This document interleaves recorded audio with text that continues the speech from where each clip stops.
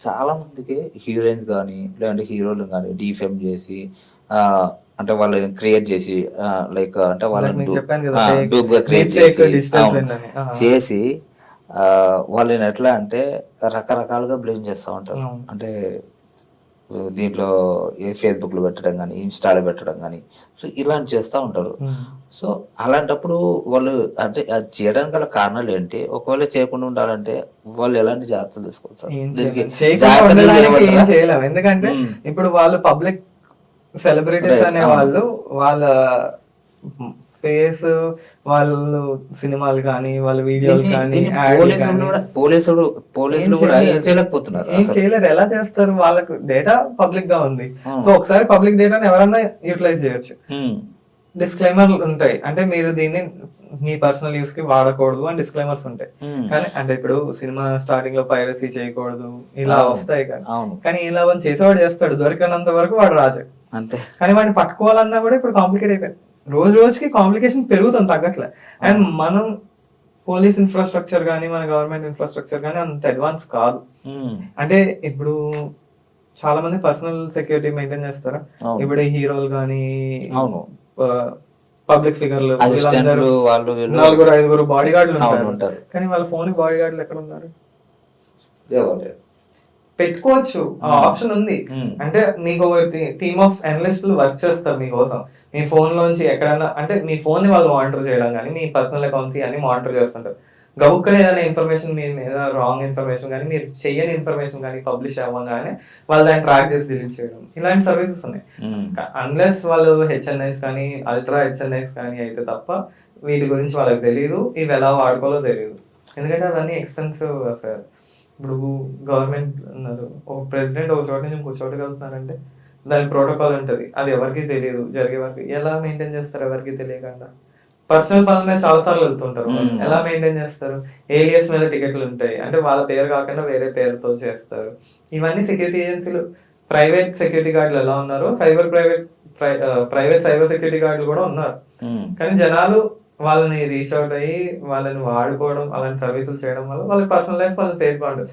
And ఒక recommendation ఏం చెప్తా అంటే మీరు మీ పర్సనల్ లైఫ్ సోషల్ మీడియాలో పోస్ట్ చేసేటప్పుడు నేను ఇవాళ ఇక్కడున్నా ఇవాళ అక్కడున్నా అని చేయడం కన్నా మీరు వెళ్ళొచ్చాక చేసుకోవడం బెటర్.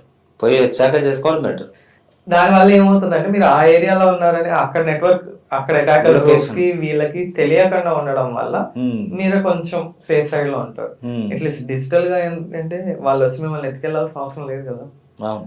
వాళ్ళు ఏదో ఒకటి మ్యానిపులేట్ చేసి మీరు అక్కడ కొత్త లొకేషన్కి వెళ్ళారు, వేరే కంట్రీకి వెళ్ళారు. అలాంటి చోట్ల మీకు అక్కడ రూల్స్ గురించి తెలియదు. వాళ్ళకి ఇంకా ఈజీ అయిపోతుంది. ఇక్కడ వాళ్ళు ఉన్నారు, వాడి ప్రొఫైల్ చెక్ చేస్తారు, వీడి దగ్గర చాలా డబ్బులు ఉన్నాయి, లేకపోతే వీడు చాలా పాపులర్, వీడిని ఎత్తుకెళ్తే మనకి ఎలాగా డబ్బులు వస్తాయి. అవన్నీ కిడ్నాప్లు అయినా కానీ ఇప్పుడు కార్లు కూడా హ్యాక్ చేస్తారు. అవును. నేను నా థీసిస్ రాసిందే కార్ హ్యాకింగ్ మీద. హ్మ్. 99% కార్లు నేను తాళం లేకుండా ఎత్తుకెళ్ళిపోగలుగుతాను. కారణం లేకుండా. అది దగ్గర దగ్గర 20-30 కోట్ల కార్ల మీద కూడా ట్రై చేసాం. అబ్బబ్బబ్బా! అదెలా సార్ పాసిబుల్? మీరు తాళంలో ఏముంటది? ఇప్పుడు బేసిక్‌గా ఒక కార్‌కి మీరు ఒక కార్‌కి బటన్ ప్రెస్ చేశారంటే హ్మ్. ఇక్కడ ఓ లైట్ ఇప్పుడు నేను ప్రెస్ చేస్తే అక్కడ ఒక లైట్ వస్తుంది. ఆ లైట్ అంటే ఏంటి? నా కీ నుంచి కార్‌కి ఒక సిగ్నల్ వెళ్తుంది. ఓకే. సో ఇప్పుడు నేను ఇక్కడ ఇది ప్రెస్ చేశానంటే ఇక్కడ రెడ్ లైట్ వస్తుంది. ఆ రెడ్ లైట్ ఏంటి?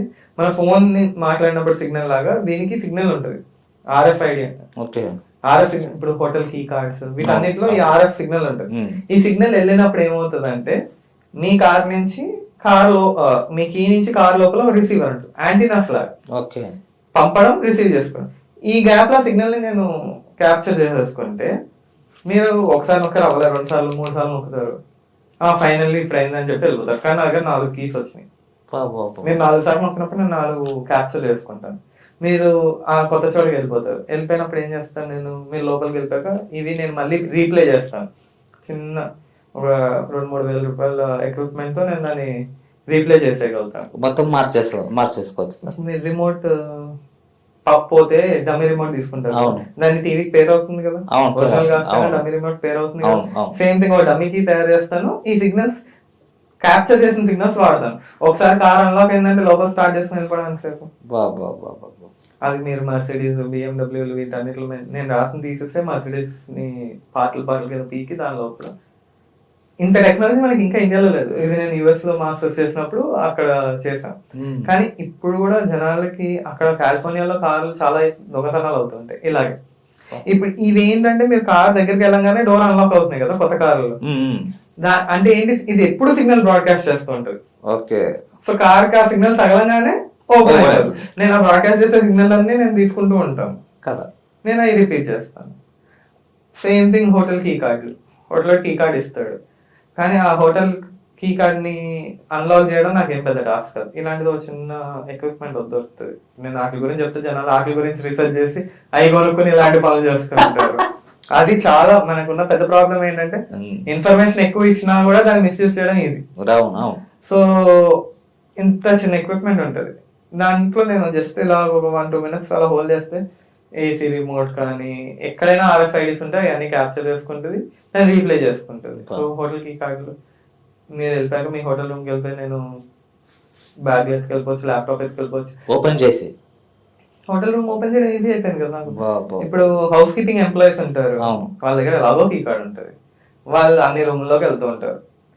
ల్యాప్టాప్ ఓపెన్ చేసి ఇన్ఫర్మేషన్ తీసేసుకోవడం ఇప్పుడు ఒక పెద్ద ట్రెండ్ అయింది బయట దేశాల్లో. అవునవును. అంటే పెద్ద పెద్ద షేర్ హోల్డర్లు మీటింగ్లకి వాటికి హోటల్లో హోస్ట్ చేస్తుంటారు. కంపెనీ కన్నా న్యూస్ బయటకు వెళ్ళక ముందు వాళ్ళ న్యూస్ ని పబ్లిష్ చేస్తారు. దానివల్ల ఏమవుతుంది, ఈ న్యూస్ బయటకు వస్తే share price up and down అనేది అవుతూ ఉంటుంది. సో ఆ ఇన్ఫర్మేషన్ ని వీళ్ళు బయట వాళ్ళకి అమ్మేయడం వల్ల ఏమవుతుంది, ముందే షేర్లు కొనుక్కోవడం లేదంటే ముందే షేర్లు అమ్మేయడం. Financial fraud. వీటన్నిటికీ బయట దేశాల్లో ఏజెన్సీలు ఉంటాయి, వీటి మీదే పనిచేస్తాయి. మనకి ఇంకా అంత అడ్వాన్స్ లేదు.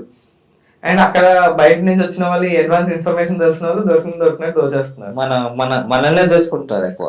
ఒక కేసు ఉంటుంది, మీ అకౌంట్ నుంచి రూపాయి కట్ అవుతే మీరు ఏమన్నా దాని గురించి పెద్ద పట్టించుకోండి. SBI లో అలా ప్రతి అకౌంట్ లో ప్రతి ఒక్క దాంట్లో నుంచి రూపాయి కట్ చేస్తాడు. ఎంతమంది యూజర్లు ఉంటారు SBI కి? చాలా ఉంది, కొన్ని కోట్ల మంది.